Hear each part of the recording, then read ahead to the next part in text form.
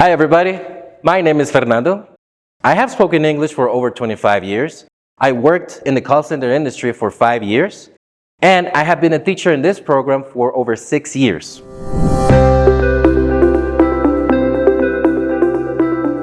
In today's lesson, we're going to learn fruits and vegetables vocabulary. But not only that, I'm going to teach you how to express what you prefer. If you like certain vegetables and fruits and others you don't, I am also going to teach you the different characteristics that you can use to describe these fruits and vegetables. First, we have a list of different fruits. Some of the most common ones are on the first row. So listen to my pronunciation and repeat after each word. Apple, banana, peach, strawberry. Look at my mouth.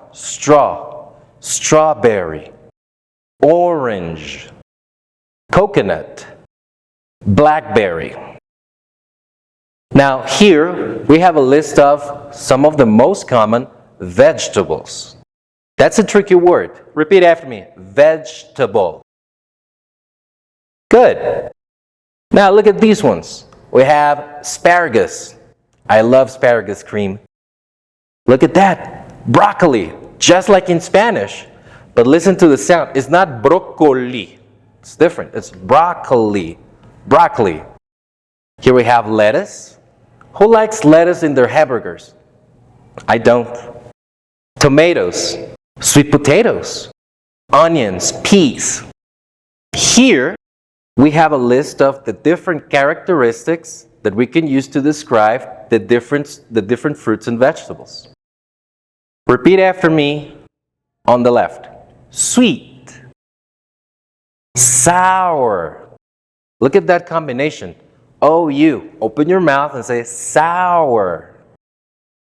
Bitter, bitter, bitter. Like lemon, bitter. Tangy, juicy. Juicy, you understand? Juice? What's the juiciest fruit that you can think of? Crunchy, round, and long. On the right, we can see other characteristics. Please repeat. Ripe. Ripe. That's when a fruit is ready to be eaten. Fresh. Spicy. Tender. Firm. Listen to that. It's not firm. Firm. Firm. Rotten, pointy, and bright. Now, as a little exercise for you and to practice these words, think of the fruits and vegetables that you can describe with them. For example, is a tomato spicy? What is spicy? Chili peppers are spicy, for example. What is a fruit or a vegetable that is pointy? Look at the words and try to think of fruits and vegetables that you can describe with them. And after that, think of other types of foods. For example, can you say that fried chicken is crunchy? I hope you can.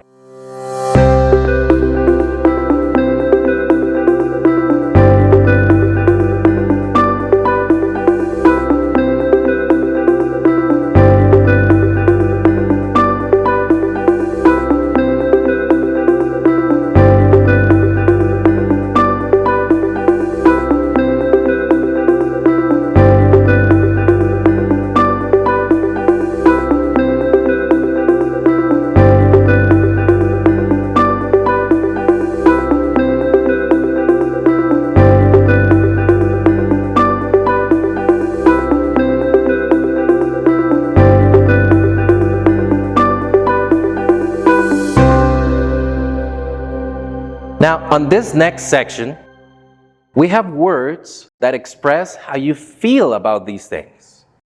Maybe you like something. Maybe you dislike something.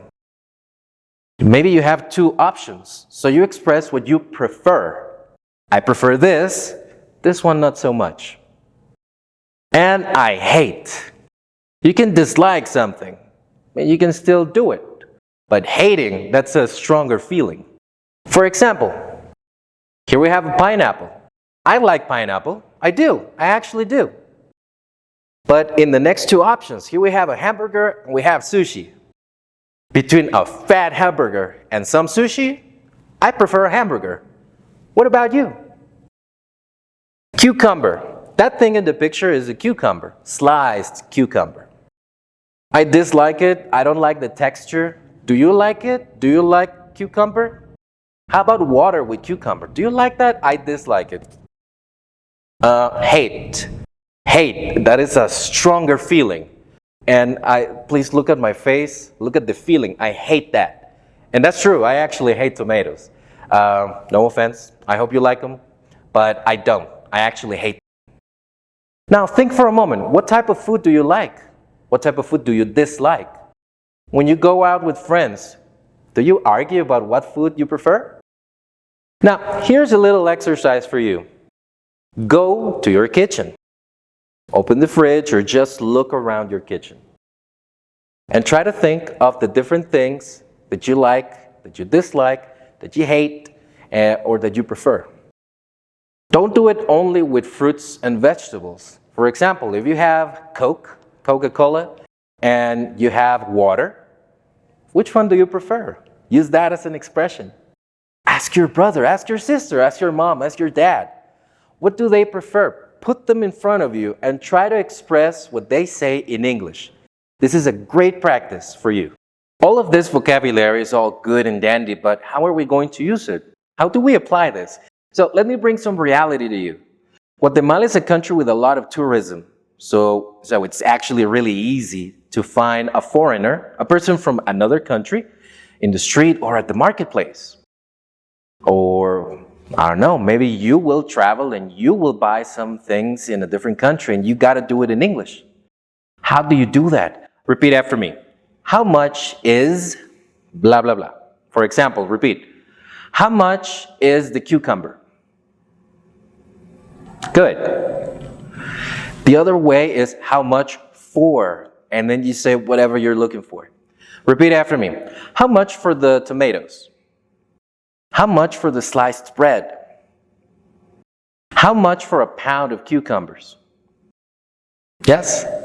So, in our marketplaces, you can find a lot of people from other countries.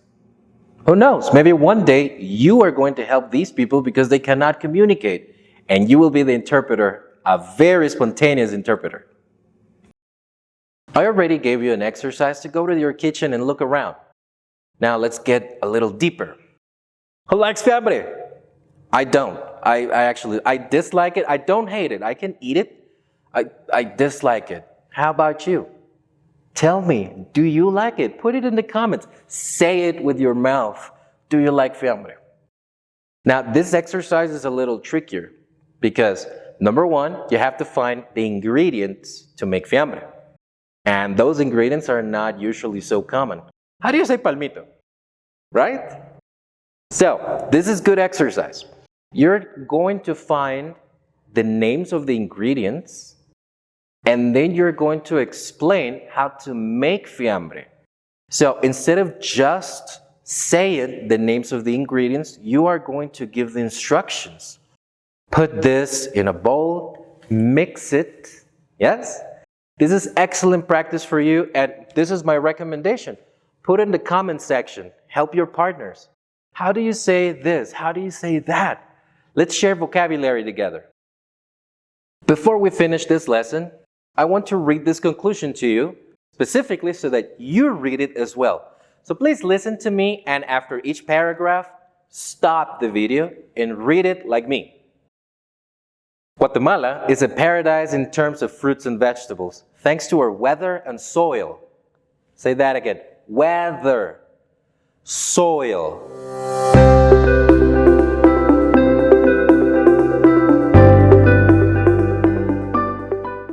Number two, there is a variety of delicious options to choose as ingredients, and an even bigger variety of possible combinations.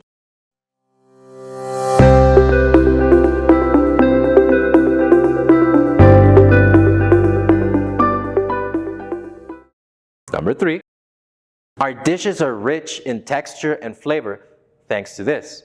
So as bilingual students, it is a fantastic idea to start learning this vocabulary from the beginning.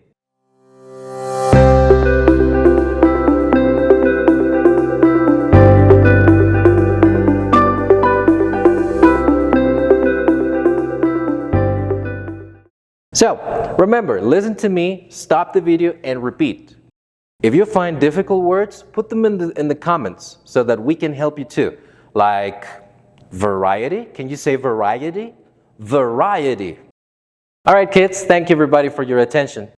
To finish this lesson, I'm going to give you some homework. First, go to your nearest store, grocery store, supermarket, or marketplace, and try to describe what you see using characteristics. Like, I see a lot of round green lemons, or I see big juicy pineapples. Don't worry, you don't got to talk to the people there. You can just take notes of what you're looking at. The second part of your homework is to ask someone in your family for a recipe or some dish that you like. And then try to write the recipe in English using the vocabulary that you have learned. And as a bonus, you can write the name of your favorite dish in the comments and see if some of your partners can write the recipe for you in English. And that was all for today. See you until next class.